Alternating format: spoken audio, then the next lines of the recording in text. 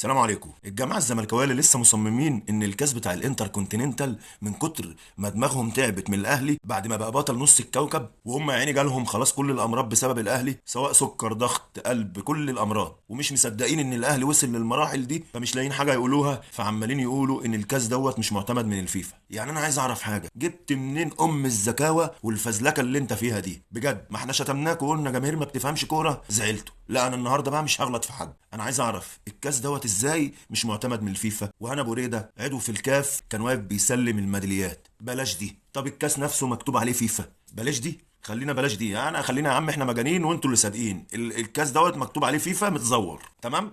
انا ابو ريده ده جاي بيجامل يا عم الاهلي، هو نادي المجاملات، احنا نادي الاهلي بيجاملونا كل الناس. طب اتحاد الفيفا هيدينا 2 مليون دولار لله وللوطن؟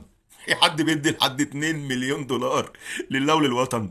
طب يعني ابراهيم فايق في البرنامج بيقول انتوا خليتونا شكينا في نفسينا، ده احنا القناه متفقه مع الفيفا عشان نبث الماتش، خليتوني انا ذات نفسي شكيت في نفسي ان البطوله مش معتمده من الفيفا. فوقوا فوقوا والله فوقوا، يعني انسوا الاهلي وخليكم مع ناديكم، مش للدرجه دي بجد. انت مش مصدق نفسك؟ انت شجعت فرق العالم كلها ضد الاهلي وقلنا ماشي، لما الاهلي يوصل لمستوى عالي ويبقى مشرف مصر كلها تزعل، وقلنا ماشي، انما تشغل نفسك بالاهلي وتسيب ناديك اللي بنشجعه؟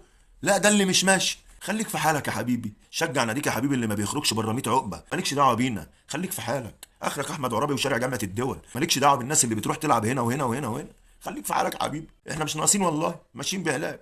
خليك في محمد عادل اللي لسه مجاملكم النهارده ومكسبكم، انت اخرك الدوري والمحليات، مالكش انت دعوه بكاس العالم والبطولات الكبيره قوي ديت، مش تبعك، انت ما تعرفش تبقى فيها. شوف اقول لكم نصيحه والله، قلتها في كذا فيديو قديم قبل كده، يا ريت تسمعوا بيها. انتوا عاملين زي الهنود اللي بتقعد تعمل كده، الهندي اللي بيقعد يعمل كده ده، روحوا شجعوا كوره في الهند، والله ممكن تنفعوا هناك، هناك الهنود مجانين زيكم كده، روحوا شجعوا معاهم كوره، ريحوا لنا دماغنا، سيبونا بقى واقعدوا اتفرجوا على عمامكم وهي بتلعب في كاس العالم في ديسمبر ان شاء الله باذن الله، وفكونا عشان احنا ايه ماشيين بعلاج والله.